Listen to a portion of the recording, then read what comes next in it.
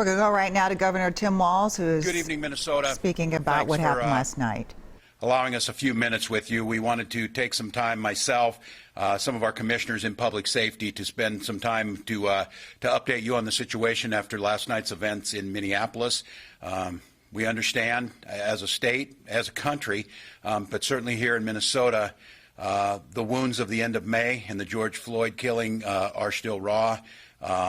The sense of unrest and the sense of unease is still permeating. We saw it in our neighbors in Wisconsin this week, and then, of course, last night in Minneapolis. I spent today touring businesses, specifically black-owned businesses, those that are operating, not ones that it was in St. Paul, and then spent the day calling leaders in the black community and talking about what we saw and trying to make sure that this important conversation we've been having about the safety in our communities and the sense of inclusion for everyone is not lost in what is obviously lawless behavior that's dangerous, and how are we making sure we separate that.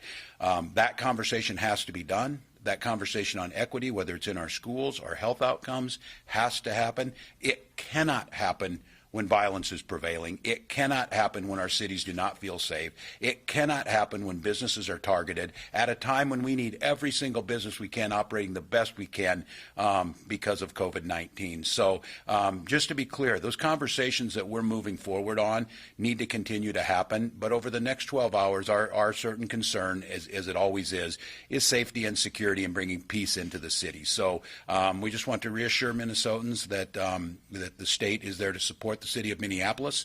We have approximately 300 National Guard troops prepared to support the law enforcement, and keeping in mind that that is their role in support of law enforcement. We have about 250 state patrol that have been tasked, in addition to DNR and other state assets, and then the joint powers agreements. Making sure that I would stress we need the help again of folks. 8 o'clock curfew in both Minneapolis and St. Paul. Transit is running. We want to make sure people can get out and get home. But we certainly can't allow the behavior that happened last night. It closes down the discussions. It puts people at risk. It simply is unacceptable. In a time in our nation that the unrest and the distrust is running high, Minnesota needs to be that example. I said it at the end of May, and I'll continue to say it. We have the opportunity to be defined either by what happened to George Floyd in these continued acts, or we can be defined on how we respond to them. And this gives us an opportunity that this situation that happened in the unfortunate homicide and suicide that set this off, we can't allow those situations to happen. It simply does not allow us to have the conversations that we need to have, or to live, to be quite honestly, the types of lives that we know we want and we want for our children. So I'd like to have Commissioner Harrington from DPS update on the current situation on the ground, and then we'll be glad to answer any questions with all of us. John? Good evening. John Harrington, Commissioner of the Department of Public Safety. We spent last night working together in partnership both with community and with law enforcement across the Twin Cities area. We worked in a collaborative fashion last night to restore order and to keep the peace. And that really was the mission that the governor has tasked us with, and it continues to be uppermost in our mind. So how will we do that? Today was no different than that, actually. It was a continuation of conversation with community, with Mad Dads and other community organizations about how can we keep the peace out on the streets. It was a conversation with Chief Arredondo from Minneapolis and Sheriff Hutchinson from Hennepin County and dozens of other police chiefs and sheriffs from around the Twin Cities area to make sure that tonight there will be in excess of 1,000 peace officers working to keep the peace in the Minneapolis-St. Paul area. Those peace officers are dedicated to both making sure that if there was and if there is an incident where there is threats to life or threats to property, that we are in a position to rapidly and effectively respond to what's going on.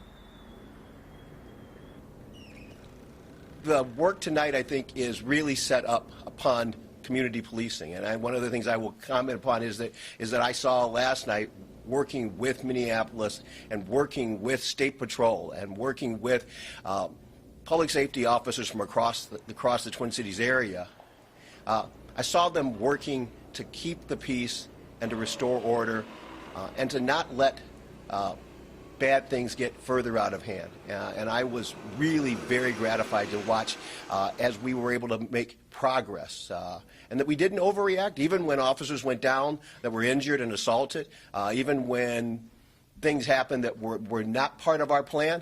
We didn't overreact. We didn't underreact. We responded in a professional and in a measured fashion. As a consequence, there were only 2 officers injured last night. And as far as we can determine, none of the folks that were arrested, and there were almost 130 plus people that were arrested last night, none of them were injured either. To me, that's what good policing looks like. It is stopping the crime as quickly as possible, as effectively as possible, but doing it the right way. And that's what Minnesota police officers and with the support of the Minnesota National Guard, that's what we did last night, and that's what we're prepared to do tonight. I will say one thing in closing. For all of the moms and dads out there who have kids who want to come downtown and see what's going on, keep them home. Tonight's a good night for family. Tonight's a good night for them to be with you, to be right up under your arm, knowing where they are. Because if they're in downtown Minneapolis after 8 o'clock, we will enforce the curfew. And if they're downtown when windows start getting broken or other misbehavior starts, we will end up having to arrest them. And that's not what we want. It's not what Minnesota police officers and peace officers want. We want to have a peaceful night in Minneapolis and in the Twin Cities. And we're prepared to work with you and with the community to make sure that that happens. Thanks, John. I'll echo the commissioner's words. Just keep folks home tonight. We can get this right. And I would once again ask us, let's rise up to this occasion. We can tackle this together, and there is no percentage and no good comes out of continuing to divide us. We need to try and figure out this trust issue that is being challenged at all times in our cities amongst those who are, whether it's elected office or those that are responsible for public safety and the citizens that they're there to serve. And that is a conversation that needs to happen, free of violence, free of dangerous situations, and the opportunity needs to be presented to them. So, questions? Governor, we just found out that St. Paul's also enacting a curfew. Will the response from the state National Guard also be extended into St. Paul? Have there been conversations? I can let one of our folks. We view it as the whole region, and I just want to be clear to folks. This is the professionals that are involved in this and respond.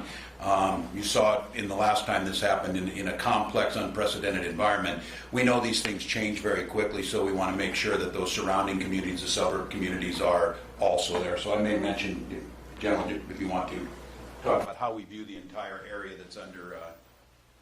Brigadier General Sean Mankey, the Adjutant General. So we are liaisoning with the local law enforcement agencies in Minneapolis as well as the State Emergency Operations Center here, and we are prepared to respond in a supporting force to the local law enforcement agencies that are on the ground. So not necessarily just Minneapolis, but other areas in the metro area if needed.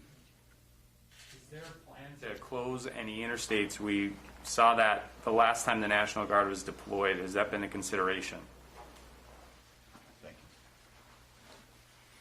That is an option. We saw that option work very well in May when we needed to control an area and make sure that additional folks who might be coming to join the riot were not able to access the downtown area or the area around Lake Street in that case.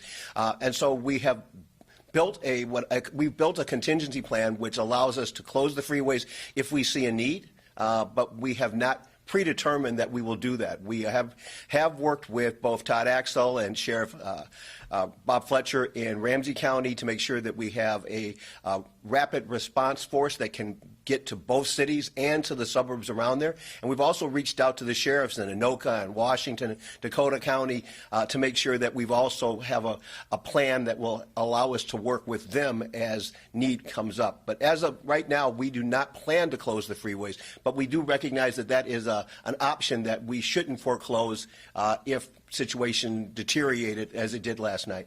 Is intelligence dictating that? There was a lot of talk before about people coming in from outstate or out of state. Are you hearing something different? Is this a different environment, you believe? I do believe this is a different environment. We're not seeing the intelligence that indicates that we have large numbers of people coming into the cities to do this. But we do believe that it's still a prudent measure to be able to control ingress and exit from the downtown area if we begin to have looting.